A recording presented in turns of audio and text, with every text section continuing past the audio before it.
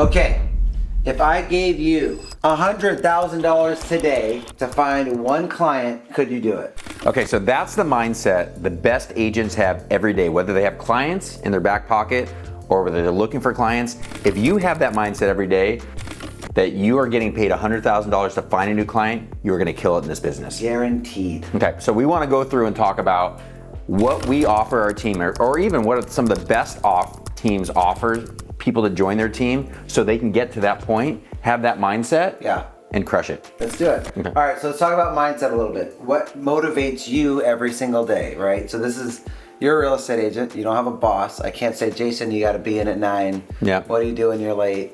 How do you stay motivated? So you have to, to me, and this is gonna sound super weird, to me it starts with my morning routine. Okay. So getting myself up and going every morning. So every morning, and you guys can laugh at me all you want, I read a book called The Miracle Morning by, I think his name was Hal Elrod, and I could be totally wrong on that. But so have that mindset where, okay, so I wake up, the first thing I do is meditate. And it's not like any kind of guru weird thing. I literally have an Apple app. Okay. And I go on the Apple app, it's made by Apple, and I go to mindset and I click on gratitude, and I used to do it for 5 minutes in the morning, now I do it for 20 minutes, and all I'm doing is being grateful for things in my life. Yeah. It says be grateful for your family, be grateful for your clients, be grateful for the places you like to go. So that's my first thing. I do gratefulness practice. Okay. I work out to get my juices going, to get some energy going. I have my coffee, and then I read some kind of business book. So that gets my headset right. So I can so I can get to that mindset every single morning of like, now I'm going to the office and I have the mindset where I'm gonna go crush it today. Do you do anything different? So mine's very similar. First thing I do in the morning is I wake up, I take my dog out, and then I go to the gym. So I work out probably around 5:30 to 6 every morning, and again, get your juices flowing. And then I really just kind of get everything prepped up for the whole day. The one thing about this job is everybody says, like, what do you do in a whole day of real estate? If you don't have any clients right now, or if you're a little bit slower, how do you schedule out your full day? So the first thing we do, both of us, and everybody could be totally different, get your head on straight. Yes. Right? And it doesn't matter if you're having a bad day, nobody cares. Yeah. If you're having a great day, nobody cares. It's true. All you got to do is start your morning right. So by the time you get to the office, or the time you go upstairs in your home office, your head's on right, and you could go crush the day and have that mindset of like, I gotta find a client. Because we've proposed this to our team. How many times have we talked to our team and we're like, okay, do you have any clients right now? And this is early on when we started building our team, and they're like, I'm trying to find a client. And I specifically said to them, if I give you $100,000, do you think you could find a client? And they're like, in a second, I do whatever I can. But fake it. Why do you just do that every day? I mean, you actually do the best job of this. Oh, thank you. Right? You don't like, for me as the old man, like I'm networking, I'm connecting with people, and we're gonna go through that in a minute here. But right here, if you have that mindset and you start off fresh every day, get your head right. Again, you could either come up with your morning routine or read this book, The Morning Miracle. I think they even have it specifically for real estate agents. Morning Miracle. We should get that guy, Hal Elrod, on our podcast. Super cool. So start with mindset. And then you get to your office, right? Yeah. And we ask all of our agents to time block. Yes. Time blocking is so important. So time blocking can include whatever you're finding the best results at. So that includes a bunch of different activities. Yeah, right? That's a great word. Let's just do that. So let's just write down a bunch of activities that... Do we need to switch sides? Yeah, no, we'll be fine. We'll be fine, I'll do it right here. So when Chris is talking about activity level, and I learned this from, before I got into real estate, I was in the insurance finance world, and I worked for this guy who's one of the richest guys in all of Seattle, and all he talked about was activity level. Yeah. He's like, lock yourself in your office, do stuff, which means activity level, connect with people, and we'll go through a whole bunch of different ways of activities. Connect with people, talk to people, cold call. We're gonna go through all this stuff now, but that's what I mean by activity. Do things that create business. Yeah. Don't get paralyzed by my website doesn't look perfect, right? Or I don't have any clients, or I'm gonna go to a coffee shop and not talk to anybody. Yeah. Don't get, what is the word? Analysis by paralysis, or paralysis by analysis, whatever it is. go after it. Yeah, I'd say the biggest thing too is consistency. If you just get a website, don't expect the client to jump on there the next day. You just start farming, don't expect for your phone to ring in the next week. If you started to reach out to people on social media and you don't have a bunch of experience, don't expect people to just jump off the couch and give you business. If you're consistent, it'll pay off. Okay, so the first thing, and when you go, and I know this part sucks for a lot of people, but I did it when I was in my late 20s and early 30s. He's reading my mind right now. Cold calling. Cold calling sucks, but it works. So we've got a manager on our team. His name's Tyler Morgan, and we're gonna talk a lot about him. Tyler does this, he's been doing this every day for 5 years. Yeah. And his business has grown from a couple million to over 20 million. Yeah. And it's all because of cold calling. Yeah. Find a way to make it a game. Yeah. Find a way to find some interest in it, yeah. because you would tell it what you used to do. So it's very defeating, right? But again, it's more of like not giving up. So when I first got into the business, all I did was cold call. I didn't have a sphere here, I didn't have a family here. And so I would lock myself in a phone booth and I would cold call from 7:30 a.m. until I made one listing appointment. And so this goes back to that mentality. Chris really did need money. Yeah. Right? He just came from work driving like Uber or DoorDash. Yeah, DoorDash and Safeway. Right. So he had this mentality. So it goes back to like he was sitting in a phone booth at the office until he found a client or found a prospect, not even a client. No, just a prospect, a listing appointment. So an invite to someone's house. And then once I got that, then I could move on to something else in the day. Yep. And so and I want to go back every single time. I'm going to go back to mindset because I know it can be defeating. I just lost a listing appointment that I thought that we for sure got, and it's defeating. Yeah. Right? But you got to jump forward and say, like, there's plenty of business out there, and if I have to do something, you can cold call. Agreed. Right. Okay, well, the next one. I'm going to go with networking and coffee meetings. Okay. So this is how I built my business. So coffee meetings, meaning I went through my phone, I went through LinkedIn, and I started thinking, who haven't I connected with in a long time? Yeah. Who did I used to work with? Who haven't I connected with for a long time? And I would set up coffee meetings, and it wasn't about business because whatever you guys do when you're sitting down in a coffee meeting, work comes up. Doesn't it? Always. Are you always? How's the market? Or like, do you know a contractor? Or what are you doing these days? Yeah. What you do for work, there's always an opportunity to talk about that. But setting up those coffee meetings is priceless. Huge. They're huge. And then a separate note, like with, this will go to our next point too. It kind of goes hand in hand with kind of referral partners, but that's coffee meetings with the network of That's great. financial advisors, divorce attorneys, and you taught me this. And I just got a financial advisor, and I've had 2 to 4 deals come from that. Right. So again, and it's those type of people, like as you grow your business in year one, so the financial advisor that I get referrals from, it took him 5 years before he trusted me with a client because they want to know that you're going to be in the business for a long time. But once that happens and you start getting 1, 2, 3, 4, 5 referrals from different professional partners, from financial advisors, from CPAs, from contractors, you do a great job with that. So it's something I haven't even thought about. Like Chris helps these contractors, sometimes flippers, sometimes people who just remodel homes. Yeah. They adore Chris so much. So nice. Show the gentles. That they remodel a home and they call Chris up and they say, "You want to sell it now?" Yes. So finding people that trust you, that like you, that you can add value to also is all huge. So coffee meetings with your network, but also finding coffee meetings and adding value to those professional services like divorce attorneys, financial advisors, CPAs, in that type of world. Those are priceless. And if you don't know any, Google them, look them up, ask people. Don't be afraid to ask people. Yes, that's very important because a lot of people are scared to ask, right? So when I first thought of this, and Jason told me to, I reached out to like the top 5, I'd say financial advisors in the city that I was in, or divorce attorneys in the city I was in. So I was reaching out to all these people, and maybe 1 or 2 would respond, and I'd get coffee with them. Okay, so this guy's got such big cojones. He was at his own dinner table. Oh yeah. He was at his own dinner table, and this is something I've never done. And he looked across at his family because he just bought this big, beautiful house on a lake. Yeah. And he said, "We want to have a great summer. This is a great, beautiful, expensive house. If you know anybody, I need a client."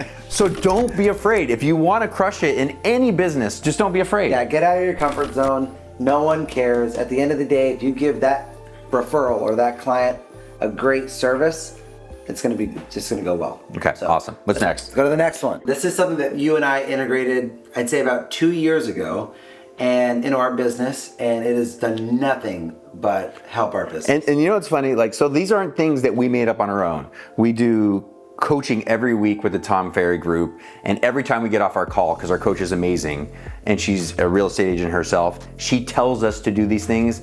So it's okay to copy people. Don't, whatever the copy, rinse, repeat, whatever the saying is. Yeah. Copy, copy, copy. That's a form of flattery. None of this stuff is groundbreaking, but just do it. So that is great. Oh, this is great. So Grateful Text is on our calendar Monday through Friday for 30 minutes, and it's texting 3 past clients, someone in your spheres, someone in your phone, and it's just a conversation, right? So say Jason is in my sphere of influence, and I just scroll on Facebook, look that he just bought a puppy.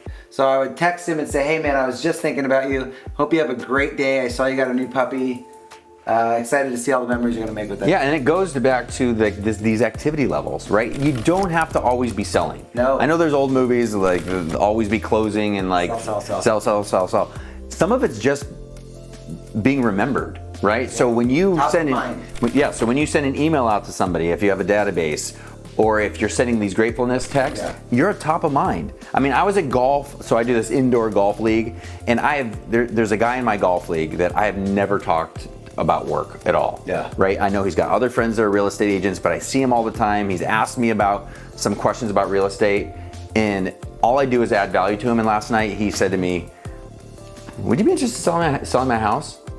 And yes. I've never dug deep to say, hey, can I please sell your house? Yeah. He saw the business that I was doing, adding value to people in our group, even in a golf league. Yeah. Because like wherever you're at, real estate comes up. There is business everywhere. And I'll give you a quick story is I was at the farmer's market in Snohomish, just randomly, and I always had 5 business cards in my pocket. And I would give 1 business card away to someone that I didn't know. And I was at the farmer's market. I saw that they were doing this little putt-putt thing for a free round of golf at the Snohomish Golf Course. And I ran into the now owner of the Snohomish Golf Course, and I gave them my business card. Fast forward 4 months, I sold their house because she kept my business card. And I bought golf clubs from them. Yes. So, but that's what I mean. So like, but you might be, it's kind of funny, but like, Chris adds value to them. Yeah. Right? They add value to us, with like giving us, like helping us out with golf stuff. And it's all like, just find ways to add value. And it still comes back to like, that's an activity, right? You're helping them out, and then you become top of mind. And the next one. Oh, so now let's get to the nitty gritty. Nitty gritty, like you're on the ground, right? So there are some people that, like Devin on our team, who only focuses most of his time on open houses. He does probably 6 hours of open houses Saturday and Sunday. Every weekend, This is probably 12 hours total, right? Yeah. And he is so good at open houses, but finding a way, and we'll do a whole nother video on open houses and the different types of ways to do it. But give everybody a secret of what you do. So what I do at open houses, I don't come with business cards, I don't come with flyers. I go there with knowledge of the neighborhood, that house, when they bought the house, everything in the disclosure. But what I like to do is I provide so much value. Secret alert. And I cold call probably about 50 to 100 homes around that house to find one person that might think about selling. And if I can find that one person, I share that with some of the prospective buyers, which happened this year. I probably sold 2 or 3 off market because of that. So what he's also like, to translate some of this, is when somebody walks in an open house, it's very easy, and we've all been there before, like, I'm just gonna sit there, nobody wants to talk to me, nobody really cares. Yeah. But if you can add value to the person who's coming in, which is, hey, like, did you know that there's somebody who might sell up the street, similar sized home, and it's not even on the market quite yet? No, I didn't know that. They will be in your back pocket because you are adding value to them that they don't get anywhere else. It's not just on Zillow or Redfin or whatever website you're looking at. It's something that nobody else knows, and you added value to them. Provide more value than any other agent. That's the biggest key. The next point is probably our favorite point. Yeah. And that's social media. Yeah. Write that down, underline it, star it. when you think about social media, and of course, it's like, I remember when I first started in real estate, I was so nervous to put a video on there. Yeah. Like now we're talking on video. I would sit in my car when I wanted to post something on social media. And so back then there weren't stories or anything. You were posting, everything was like in your feed back then. Yeah. And everything I posted, I would reshoot probably 10 times. And it would just be to get sometimes one sentence out. And some people would say, well, you're on The Bachelor, you should be good at this. No. That was an edited version of myself. No. So some of the stuff on social media isn't, I know I'm talking about shooting a video and posting something like this, but it's more than that. Yeah. So and Chris does a great job of like finding groups on Facebook. Yeah. So groups can be like, it could be a hobby group, it could be a group about your, like I know they have Kirkland View groups in the Seattle area. Yeah. They have Snohomish groups. Yep. They have groups for certain demographics or ethnicity. Yeah. Find a group, add value to that group. Yeah. Let people know what you do. If somebody needs, even if they're not looking to buy or sell a home, and somebody in that group needs a house painter, a landscaper, somebody to repair something on the roof. Exactly. Answer those questions. Yeah. So going back to the social media groups, you're right. But let's go back to the big picture of social media. This is a platform that is really free. You don't have to pay money on ads. You don't have to pay money on anything. And you don't need to place ads. No, you don't. Just get out there and be consistent. Rather than spending thousands of dollars on postcards, how about you spend maybe a couple $100 on a couple video tools like a gimbal or a fisheye camera for your iPhone, things like that. Like that's gonna help you get better content out there, and it's free. Yep. And so we'll do a whole video about how to create the videos that we do, or how we create videos. And again, early on, we did all those things Chris was talking about. We bought our own gimbals. We bought attachments to our phones. We bought these microphones that you could plug in, these DJI mics. We did all of those things, and then we started making a little bit more money, and we're like, so we started outsourcing those things. So we're like, okay, can we pay somebody $1,000 to batch film, right? So we'd film 5 or 6 videos in one day, and they would edit all those videos, and then we post them throughout the month. And then we're like, okay, so we did a little bit better, those are working, and then we hired Colby, who's filming this video for us right now. Yes, he is. And Colby's with us full time, and that's another step, but it didn't happen overnight. No, it didn't. It started with these small things. Yeah, and if I could leave one last tip on social media, is to be authentic. I want to see you walking your dog. I want to see you go get daddy donuts with your daughter.